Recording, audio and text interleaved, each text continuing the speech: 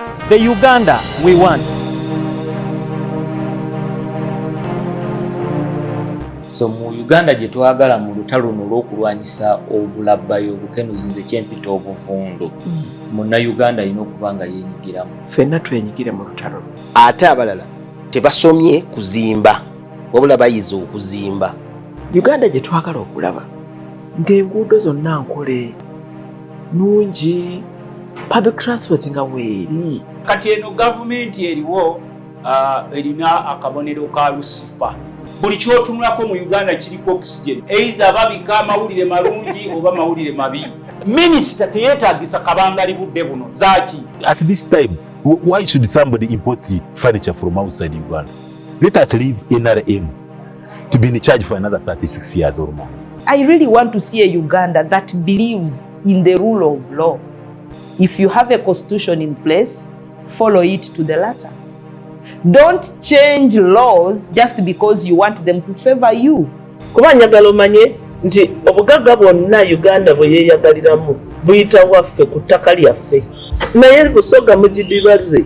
How can a referral hospital refer you to a private clinic? The Uganda we want buli muntu ateekwa okumanya nti I am a stakeholder, nkwatibwako si kwesuulirayo gwa naggamba. Uganda oyinza okukakana nga mwe mulina bagraduates aba university nga bangi okusinga ebungereza. Mwe mufokasinga nnyo ku degree. Eri bo bafokasinga nnyo nti byensomye mbijeemu omulimu n'enkola. We are dreaming of a Uganda where at a young age there is such a relationship between parent and son, parent and daughter, where the daughter can say this is what I want. Uganda gye twagala empya tesobola kubeerawo nga tewali mateeka. Amateeka agakola. The Uganda we want.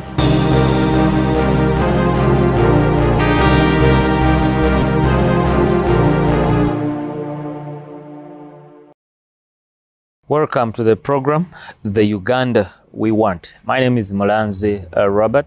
I want to say thank you for watching us on Dream TV, BTV, and for listening into this program on our radio station, Impact FM. But as well, some of you are viewing us on YouTube, Dream TV Uganda, BTV National Uganda, and The Uganda We Want. So I want to encourage you actually to go on your YouTube channels, check out for The Uganda We Want. You'll be able to view and watch and listen to different Ugandans who have appeared on this show as they share their perspective on the kind of Uganda that they want to see. The people we host here, they share their perspective and they as well show us the how.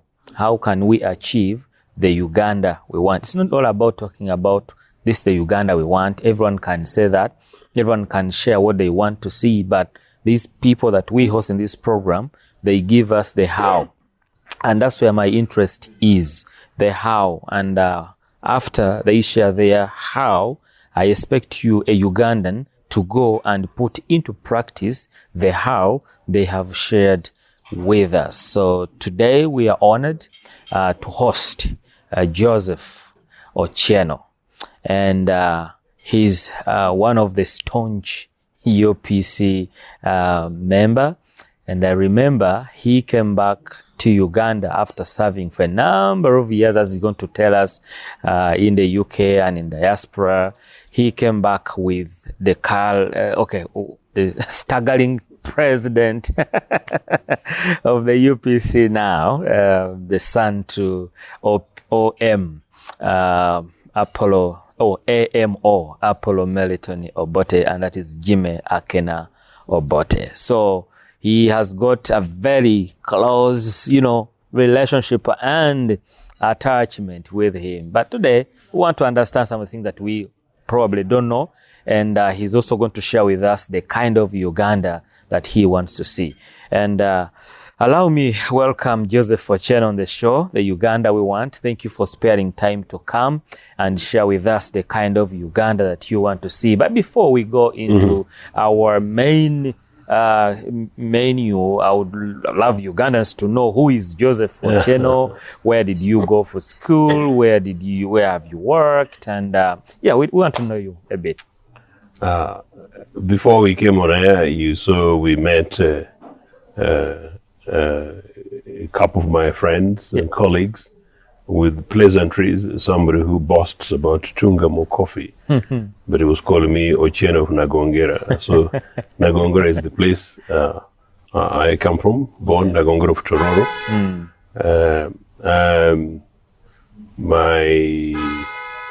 Both of my parents come from within the region. My mother comes from a place called Mukwana. It's very, very, very Bantu and very, very Giso name, but it's very much in Padola of Tororo. Okay. The last born, but not spoiled. And privileged to have gone to St. Joseph's Primary School in Nagongera. Is that where you started your primary school? Primary one, yes. Okay. The primary those days it was not like now when you do it on age and others. But I want to tell you that I was lucky to attend that school, jumped a few classes. I don't want to tell you too much. Jumped a few classes. I think in P5 declared a genius, the best I've gone to the school, and managed from Nagongera boys to have been privileged amongst the best in the sub-region and definitely the best in the country to have gone to Mwiri then. So I attended Mwiri as the school, the national school. That is in Busoga. Busoga College, Mwiri, indeed. Yeah. So I was also lucky to have sat in the same class with the best pupil of that year who came from, I think, Nakasero Primary School. Yeah, I came from Nakasero Primary School, But so from then, primary, secondary, go to Makerere, it was not a very big deal, but really from Makerere is where I had issues. So 1987, breaking the story short, I get a knock on my door on a Wednesday, I think November 2nd, and in Mitchell Hall. And at the time, I then realized that I was under arrest.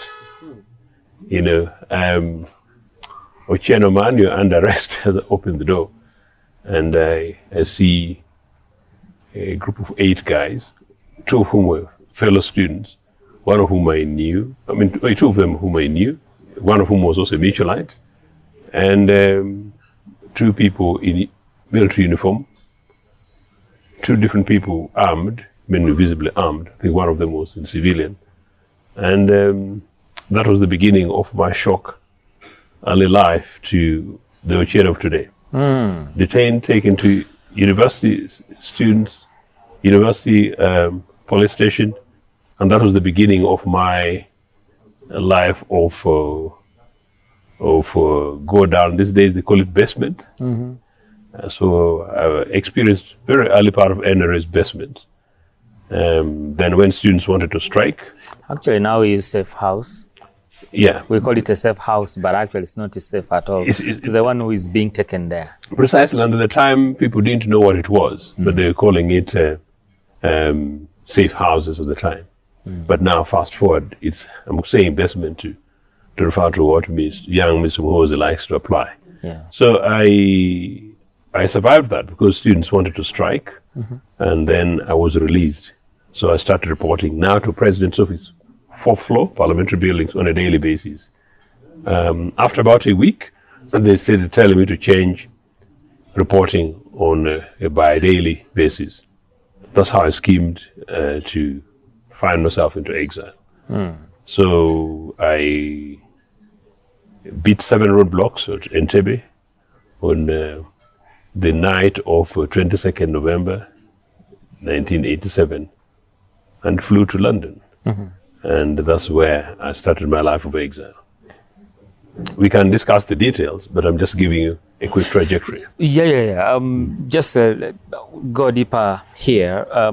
When did you join UPC and why? Because did you join UPC when you flew to the UK or it was before? No, that's interesting, yes. No, I joined UPC in Mwiri, actually. Okay. 1979 war found I was just going to Senior 2. And so basically when I started Senior 1 in 1978 was when the war was taking place. So war and conflict is a very traumatizing thing, particularly for young people and women. That was the war that was overthrowing Amin. Idi Amin, yes. Okay. And it was the official National Liberation War. And so in Mwiri, on the hill, you can see Lake Victoria. In that war, Jinja was bombed. Jinja post office was bombed, I think by liberation forces, actually by an aircraft. And there was one bomb that lay on Lake Victoria. So from the hill, you could see these things rolling on water. So a very scary thing for students. But beyond that, it's believed that when Amin was escaping towards the east, he slept at our school. Oh. Again, another very scary incident. In fact, after the Liberation War, we striked and forced poor Mr. Mutengu to leave the school because Mutengu was our headmaster. How dare you? Now, how does it mean? I don't know who would have stopped Amin from coming to sleep in Mwiri or whatever. But so, it means that April 79, come 1980, Milton Obote returns in May into Uganda from Tanzania. Political parties begin to campaign. At the time we had obviously DP, led by Paul Semogere, UPC then led by Milton Obote, CP led by I think Mahanja Kanji at the time, and then Museveni forms his UPM, Uganda, Patriotic Movement. And so all these candidates came to campaign at our school, which I think is a far cry to what we're seeing today. So we hosted all of the four. But the critical thing is that, actually I don't remember seeing Mahanja Kanji, with respect, but Semogere came. Now when Paul for DP. Yeah, for DP. So Semogere came, and the highlight of that was, one, Professor Chesimira, who was then very staunch DP and very big man, and who stammered, and would go, DP. That's an impression we students got. And you know that some students make fun of that. Yeah. But in many cases, possibly not make an impression unless you really make very specific points. But number two, they came in two different vehicles. And then there is this mini vehicle that comes, I think an enthusiastic DP supporter from Jinja Town, who climbs the hill coming to our school. But the car was busy oozing fume. So that's the impression students catch about DP is about all that. But Dr. Semogere says, amongst others, that his wife was an economist, had a PhD in economics. Now, from those of us, a group of students said, look, we want a president rather than someone whose wife is an economist. Is an economist. Yeah. But when Milton Obote came, then Museveni came, head of UPM. Oh, not the UPM. Museveni had a slightly much more bigger convoy than Semogere's. He came with Dr. Rugunda, who was then Minister of Health in the interim administration. Dr. Rokan Rugunda, who was then the Vice Chairman of UPM. But Rugunda was an OB of Mwiri. He's a decent man, as you know. And then Museveni was Minister of Defense. But what was symbolically important was the number of young Kadogo soldiers around him. There are quite many. And now looking back, you can see what Museveni was building. But so in Museveni's speech, what Ochero'S got was when he was trying to tell us that as president, he would make Uganda energy efficient. And the energy efficiency would be because, this thing called dung, cow dung, we can turn it into energy. So the guy emphasized was this dung here. And he was showing us where cow dung comes from. So when Museveni left, the students were saying that this guy thinks we are from Mwiri Primary, we don't know where cow dung comes from a cow. Then Obote came. Obote came obviously in a very large convoy of Luli Justice Sirunda, many top guys from Busoga were in UPC, and I think 3 people were part of government. Museveni, there were 2 people in government. But most importantly, Obote was a former president. Now what impacted on me the most was the humility with which Dr. Bote came. Of course, they came and went to the staff room, talked to teachers and head teachers, signed visitors' books, as they were to do. So then they walked to the mess, meaning our dining hall, as we would partially call it, where we were. The humility with which he walked, the grace, the smartness, but most importantly, the speech. And see here, Bote talks to us in a national campaign mode. So we felt, certainly I did, that Bote spoke to my parents, spoke to our teachers, spoke to the cleaners, spoke to the farmers who were not there, spoke to the nation, and they spoke globally. But okay, one so of the other two, you were like, okay, I they am picking spoke to you. Yeah, but all of them spoke to us. But I'm telling you what impacted me, because they asked me how I joined UPC, and it's important. Yeah. Now, Obote, in the course of his speech, one which struck me was when he said that I left a proud man, I have come back humble. So in his accent, he said, I left a proud man, I have come back humble. You know? So meaning he left Uganda into Singapore as president, going for the Commonwealth Conference. Yeah, of course, and then he was and then he was on the way, yeah. And he's telling you that he's come back in this way with humility and is asking for your votes. And I said, no. This not only is the man, but the values and the message and the courage the political party has is completely mine. I joined UPC resolvedly, completely then, and since then I've never looked back. Yeah. You're still UPC. And I don't see any political sets of values that can outdo the values of Uganda People's Congress in this country. And I don't imagine any other sets of values that are urgently much more required than the foundational values of nationalism, Pan-Africanism, global socialism and progress, equity, as Uganda People's Congress, and particularly to replace the 40 years of an NRMS today. The values of Uganda People's Congress are much more urgently required today than in 1952 when we founded as Uganda National Congress. Okay, yeah, let's kick out your work and career experience, and then I'll come back on the UPC issue.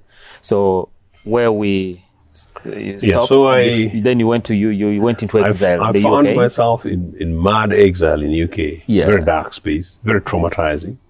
That is 1987. 1987 November. You enter UK in very cold winter, and you go into a place you don't know and you never planned. But I was lucky amongst African refugees at the time. The Congolese refugees, the Congolese and Nigerians who had very bad name in UK. And then obviously the Southern Africans and some of us East Africans. Why? Why were they having a bad name? Did you get to know that? It is racism. Okay. And also how we categorize society. And we can discuss the Ugandan question today, how people perceive Uganda, how people forgive Mbuyi, Uno, Mucholi, how people get this Munyarwanda, those Westerners kind of stuff. That kind of stuff in diverse community. But in UK, it's basically these Africans who are coming to swamp our country. They're coming basically to take our benefits, and they're coming to take our jobs. So it is assumed that Congolese jobs is basically just to take their benefits, and Nigerians 419 basically to cheat in between. So those perception things. So it was generally also very difficult to get mainstream jobs, but I was lucky. The guys who've gone to the diaspora today, the Cheo guys of today and more, they're in a very different place. It's difficult to get jobs, but the prejudices we found were very difficult. It was very difficult those days to find an average Ugandan or an average Congolese working as a supervisor in a bank. But then, so I joined local government. I worked in a housing association, and then after that, I joined local government as housing officer, as a senior scale. Okay. So I worked in local government predominantly. I worked in housing management, community development, contracts management, predominantly, and over the years. But side by side with that, I became very quickly active in the British Labour Party, joined as a ordinary branch member, became a branch secretary, branch chairperson, constituency secretary, treasurer, constituency secretary, chairman, local government executive, a party conference delegate, spoke in Britain in the World Conference in 1999, the 100 Years Conference, so very privileged to do that. So I got very much involved in the Labour Party. I got very much involved with the African liberation movements. I got involved in the Southern African liberation movements at the time. But most importantly, also I started getting very much directly involved in Ugandan liberation movement. So come 1991, I was the first General Secretary of the Uganda People's Congress External Office in the UK. And so in between our work, we were also doing a lot of campaigning to expose NRA, a lot of campaigning also to campaign for return to multipartyism, and a lot of campaigning to support our external structures. And that's how I became a reasonable name, and that's how I got now in touch with Milton Obote, and over the next few years I was reasonably an aide to his. But also something else, as part of these campaigns, I got onto the media.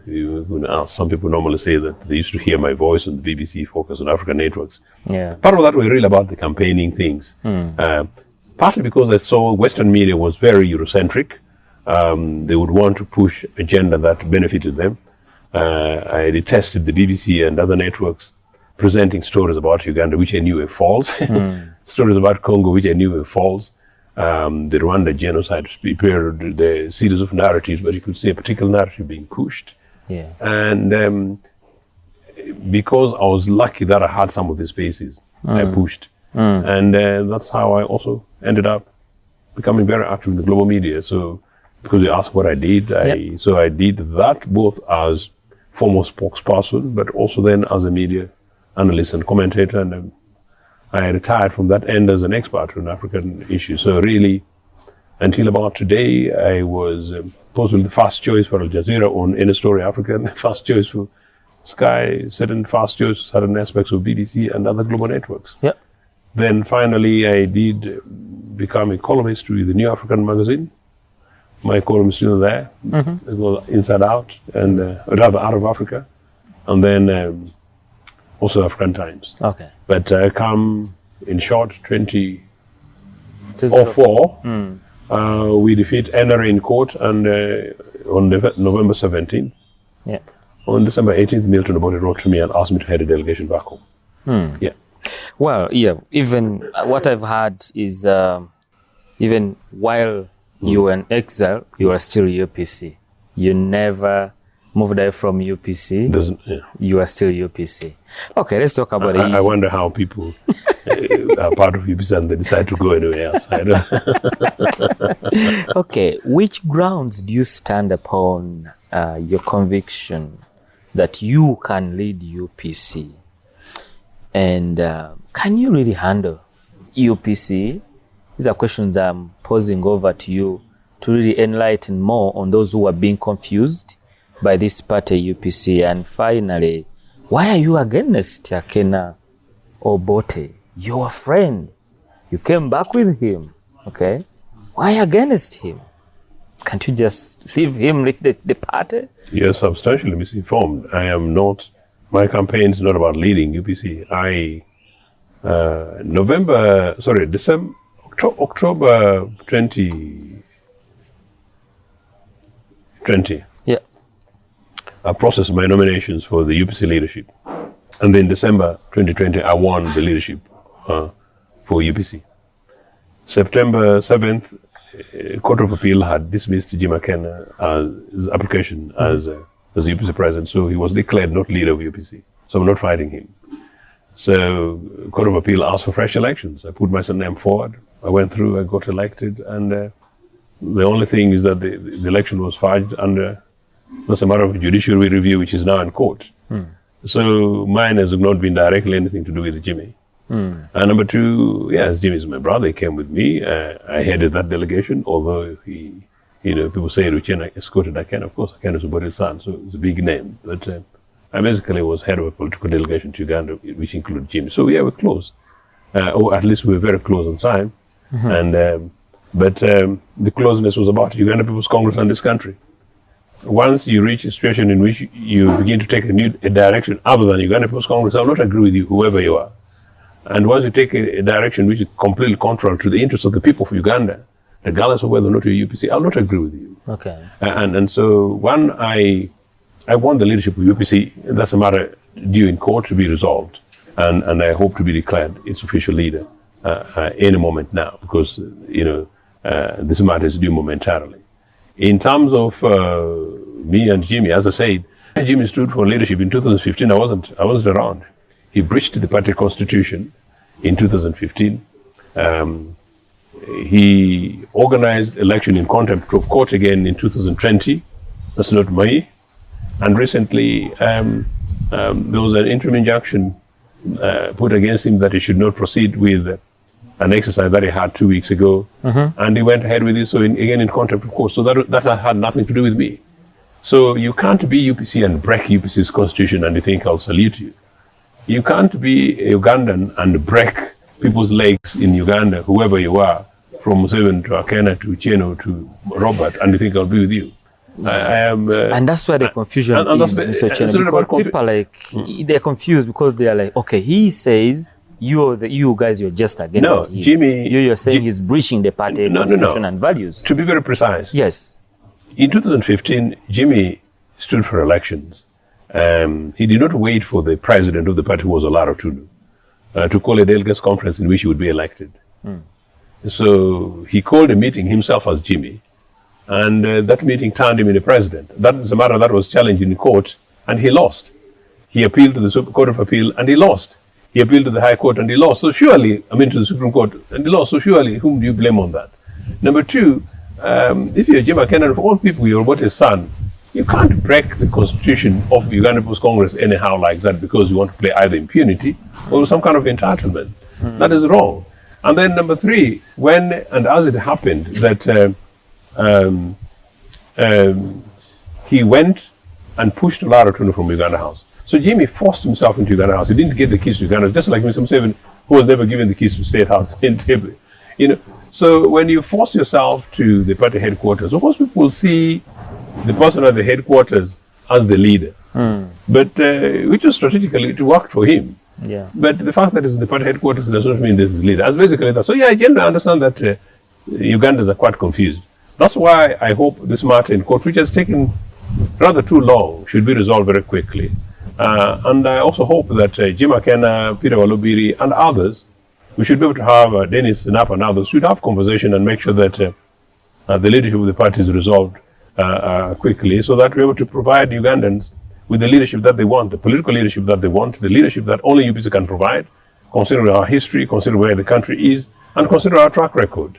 People like yourselves and many of your young viewers would like to see what an alternative to Mr. Museveni is. They want to know a political party that can guarantee them quality and predominantly free education. UPC provided that. I commit ourselves, we will do that in the future. And to provide them free universal health care at the point of need. We provided that, we will do even better tomorrow. To guarantee that children of anybody from Nagongre to Ntungamo to Atiak have got the opportunity to go to an ordinary primary school and then jump into top school like Miro and Tara School and become an Ocheno, like I did. That's what my commitments are. And those are what people want. And that when people grow their cotton or coffee, they're guaranteed in terms of fair prices and opportunities to be able to access the markets and to be able to get fair returns for them. Yeah. And that when people like you want to decide to add value, that you've got a political party in the government that engages at a global level in a manner respectfully, in which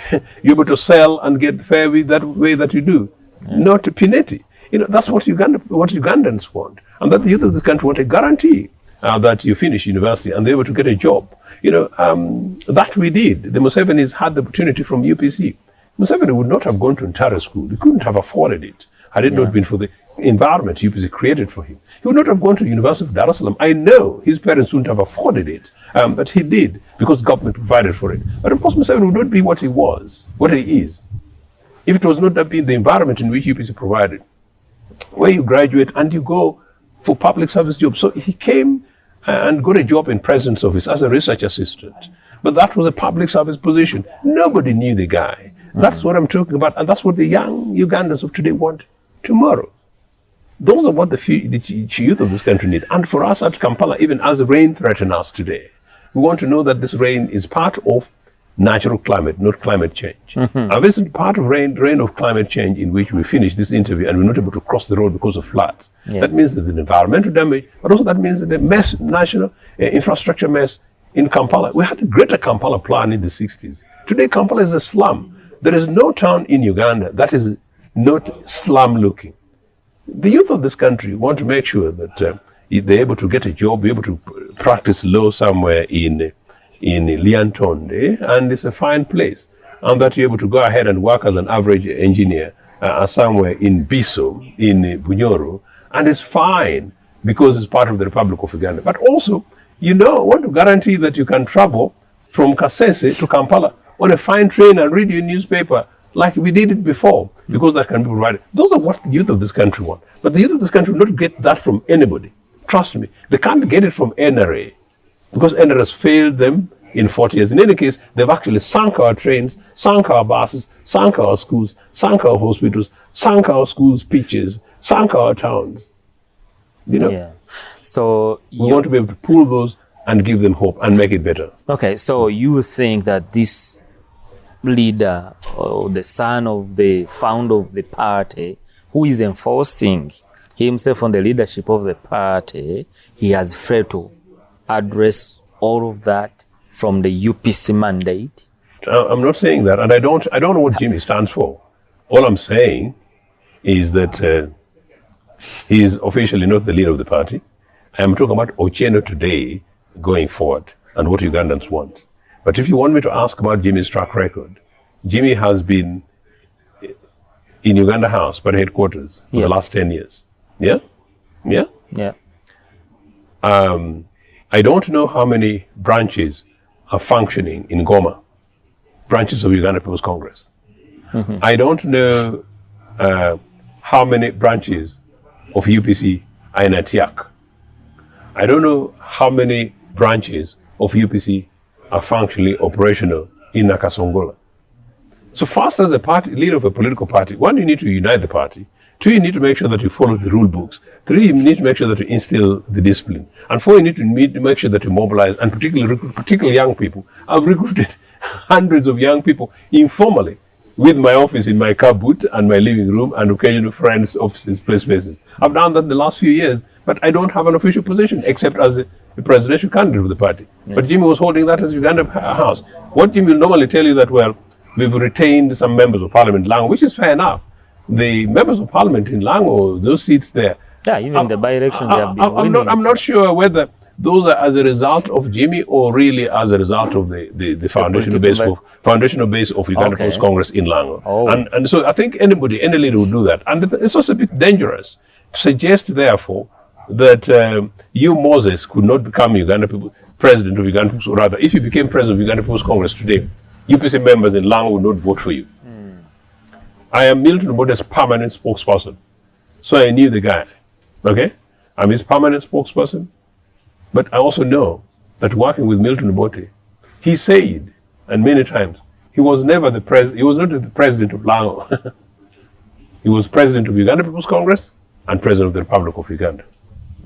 So the leadership of UPC must be an entitlement for every citizen of the Republic of Uganda, regardless of the identity regards will come from, including regardless of race. An average Ugandan Asian, like a grandchild of Shafika Rain, should be able to become president of Uganda People's Congress. And on the basis of the quality of leadership that they bring, make sure that they're able to transform this political party. So that's the clarity I need to make in Jim. In terms of what it specifically represents from an ideological perspective, I generally don't know what he stands for. But I know what this party needs to be done for. This party needs to be brought together. This party needs to be rebranded. This party needs to be young people remobilized on it. This party needs to be able to really still its foundational values and make sure that that becomes relevant for the future.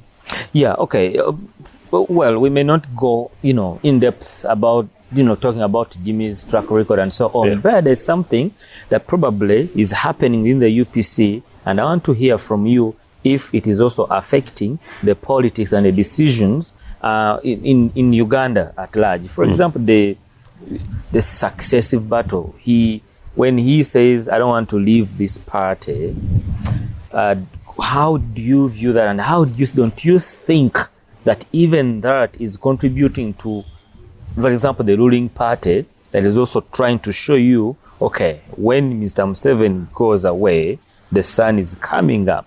And we see this in many other, in many other organizations where you see, okay, the father's gone, the son is coming in, and we are going to stop talking about succession because we'll be like, okay, this thing is for the family and we are done. Don't you think that is affecting the politics and decisions of this country? As a country, I'm quite concerned. As a country, I'm concerned that Mr. Museveni has centralized politics and power. As a country, I'm concerned that at some stage it was only Mr. Museveni's family that had 3 generals versus having other generals who can count around the country. But I'm also concerned that Mr. Museveni's son heads the army, and some other closer members of his family head other units, and his brother heads something else. If that was happening in NRA, I don't expect that to happen in Uganda post-Congress.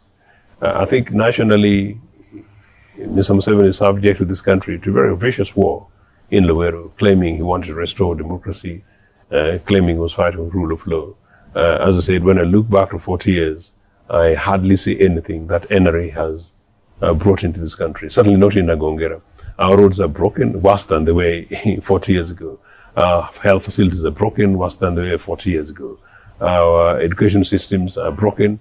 In 1972, the year I think I started primary 1, the best people came from a neighboring primary school, Mahanga Primary School, the best people in the country. And today I don't know how many pupils from that school get Division 1. That is how bad it is. And so to perfect this art, that after 40 years of Mr. Museveni, there is something to protect as they claim it in the commitment and as part of the vision for the future. We were protecting the gains. If the gains are the sinking of the Republic of Uganda, I reject that.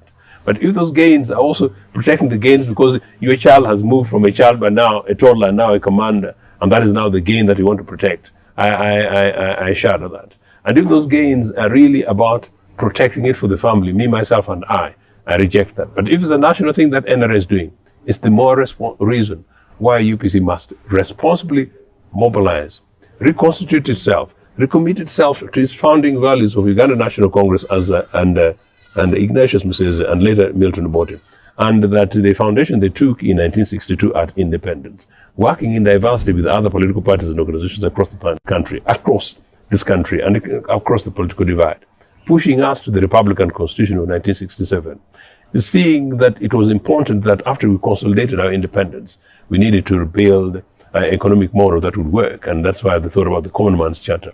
Pick the Common Man's Charter of then, today, and make it the Citizens' Charter of the future. Now, the Citizens' Charter of the future is one in which every child born in the Republic of Uganda is guaranteed health, and every woman who goes into hospital, is guaranteed to give birth. I am sorry because before we came on air, we were discussing a tragedy, weren't we? Yeah.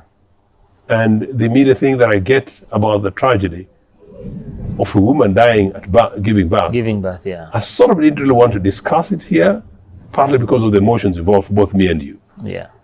It's criminal, isn't it? It is. I posted something on my status and I said, should I say that, is this a dead health system or untrained doctors or something else? Emotionally.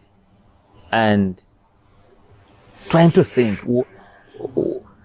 nobody's talking about it, and many mothers are dying in Uganda's hospitals through cesarean section right now, and nobody's talking about it. And we are losing mothers and mothers of this nation. We have done a lot to emancipate them. We have done a lot to bring them on the table. Now we have shifted. We are now killing them indirectly. That's what I can say.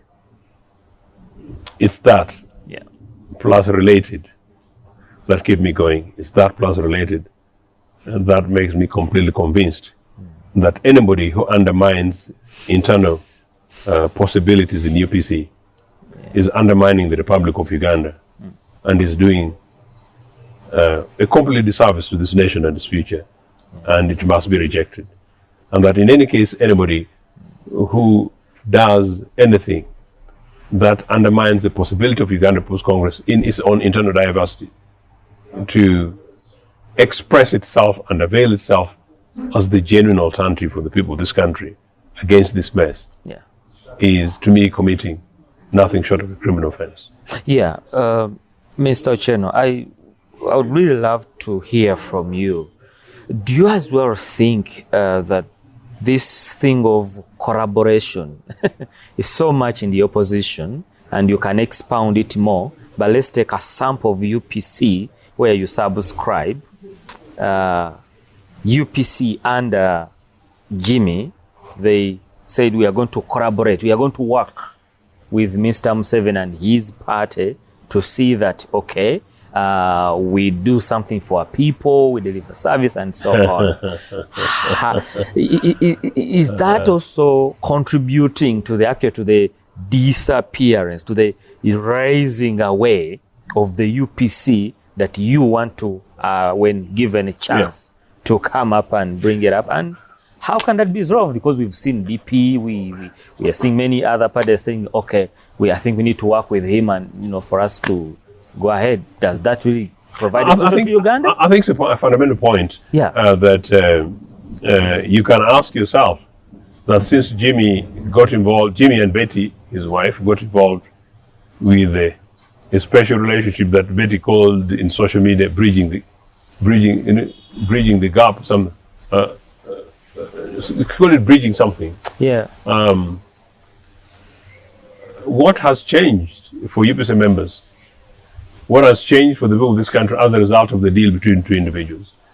But number two, I reject the idea that UPC is in any relationship with the NRA. Jim Akena and Betty and a few of their friends are in relationship with Mr. Museveni. Well, for not the party. Not the party. And for two reasons. One, because I don't know which party organ, even is a legitimate party organ, okayed it. But number two, because he is not legitimately elected representative of the party. They struck their own deal. So theirs does not represent anything about Uganda People's Congress. And in Jesus' name, I pray that this thing is cancelled and cancelled completely.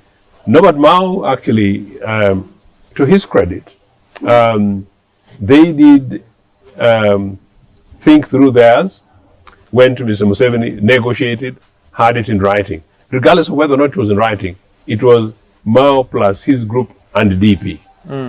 In Jimmy's case, it has not been like that. So, in any case, instead of doing anything for the party, it has become one of the most divisive issues in the party, where we have sometimes you meet people in the party or relating to the party who present themselves and conduct themselves like mini mafias. I never knew I would see it in my lifetime, certainly not in Uganda People's Congress, that I have been a member and a leader for the last 35 years. I have been a leader in Uganda People's Congress for the last 35 years. I never knew I would see some of the things that I've seen and some of the behavior of some of these individuals. So really, the sooner this party is mainstreamed and we're able to sort out the membership and the leadership, the better. Meaning, therefore, that the conduct of every party member must be held to account, and that whatever misdemeanor a party member gets involved in is, the party member knows that it has consequences within the party. And I think it can only be fair because citizens of this country, seeing the impunity NRA is operating under, and the entitlement certain members of NRA are having, they would like to see a political party, as I said, that has got a clear alternative.